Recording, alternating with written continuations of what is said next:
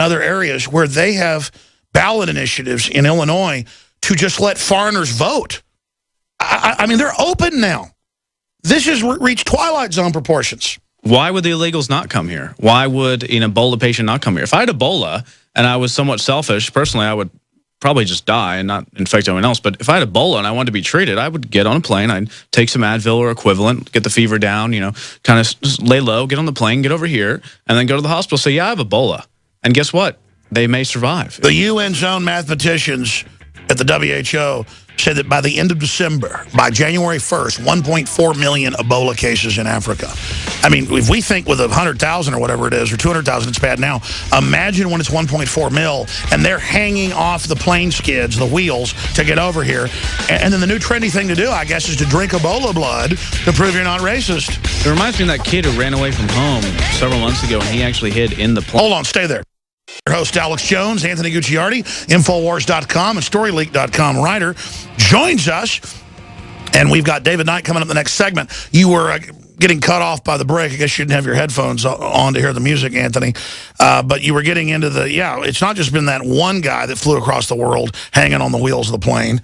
And then even though the wheels go up in the plane, it's not pressurized. Surviving at 30-something thousand feet, that's amazing. That's happened a lot. But when I say hanging off the helicopter skids, I think of 1975 and the fall of Saigon in Vietnam, and that you've got millions of people set to get Ebola in Africa. What a disaster. And they're saying, don't worry, but hey, State Department says, go ahead and bring folks over who aren't even U.S. citizens. How is Obama and these people going to get away with it as it starts to spread? It's so reckless. See, people ask, why am I so concerned? It's so reckless, and they've turned all the default protections off that it tells you there's some other big motive here. This is wildly reckless. Anthony? Yeah, my main point was we're all freaking out about Thomas Duncan getting in the United States with Ebola, and then we're surprised. And I was talking about in the United States, even there's kids running away, running on the airstrips and jumping underneath the airplane wheels and traveling across the United States or even out of the country. Imagine in Liberia where it's even more lax and there's no actual FAA regulations going on over there. It's not hard to think that either, number one, the worthless CDC inspection of the patients getting on the plane is going to lead to thousands eventually of Ebola victims coming into the U.S. if something doesn't change, or just 5 or so could get into a wheel-bearing area of the plane and come into the United States. Exactly, but let's say they never do. Even though common sense says it will happen, why does the government not stop it when, like the media said last week, Australia is the only country to ban visas? That's not true. England, all of them, they stopped the flights months ago. It's just the lying is so crazy. But Obama cares about our civil liberties. That's why the nurse can't be in quarantine who came back from directly hand-to-hand treating Ebola patients. That's why he signed an executive order to lock anybody who's sick up forever, basically. With respiratory illness. 3 months ago. But you notice how they're campaigning at the super left website saying that the nurse is being held against her will. Obama is helping her because it's inhumane and it's against her civil liberties. Yeah, once it really starts spreading, then they're going to use it to totally take over. Oh, of course. And say, okay, you want tyranny, here it is. No, we wanted you to shut it down when it was small and a few dozen people. They'll do it when it's millions, I'm telling you. That is the question. Why are they not shutting it down now?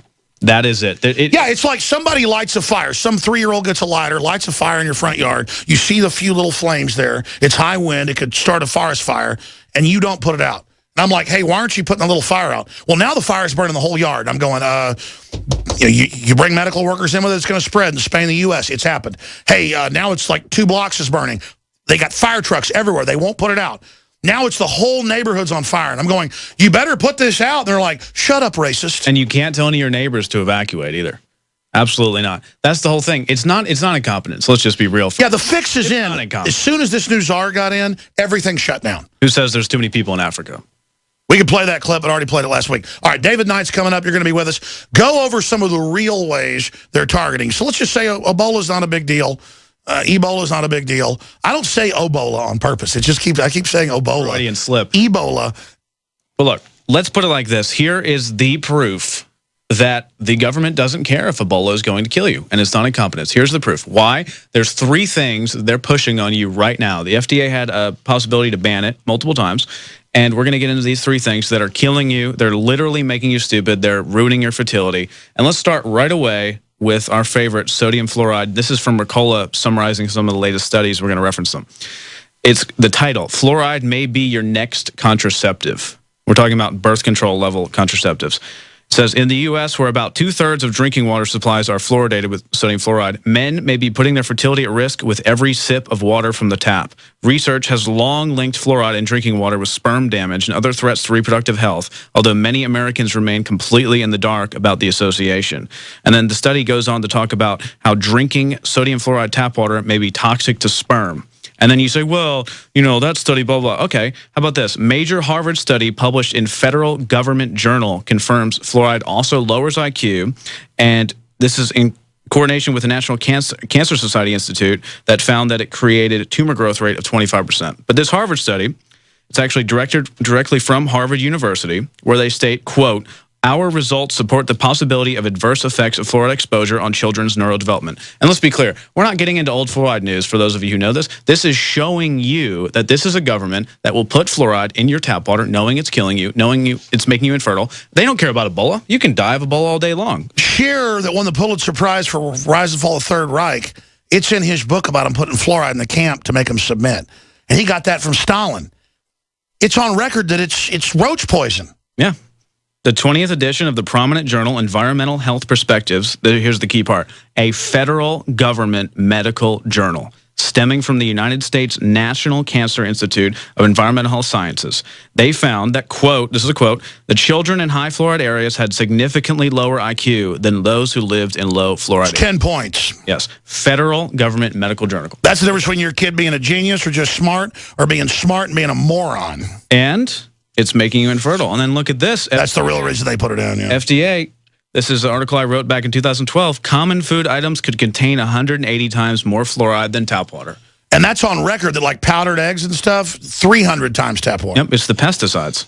It's sodium aluminum fluoride, sodium fluoride derivatives, that they are effective at killing bugs. It's also very sticky, so when they spray it, it's more likely to stick on. In fact, you could pull up the Wall Street Journal 2 years ago. The FDA, to its credit, because there's good people in there, said we need to phase out within the next 5 years fluoride as a pesticide. It bioaccumulates in the food. And the United States, yeah, you're right. The government admitted after that federal journal published the results of lowering IQ, they started saying, yeah, we need to phase it out. But it's still a conspiracy theory, so it's okay. And then you're talking about the Wall Street Journal. Here's a piece from Forbes, and we have one from the Wall Street Journal on BPA, saying that the FDA rejects BPA ban, which happened, I guess, about a few months ago.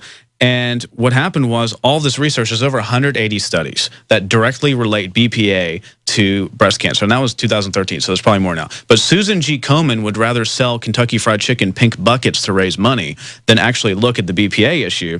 And the FDA looked... Well, that's because that charity's linked to abortion, the whole of course. Depopulation mill. But look at this.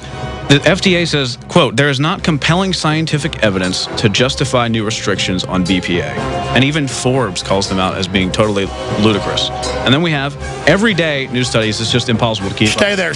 We're going to get David Knight in here with you to finish up on this. Then we'll move into election coverage with David Knight, one of the hosts of InfoWars Nightly News and this radio show. I'm Alex Jones. Stay with us.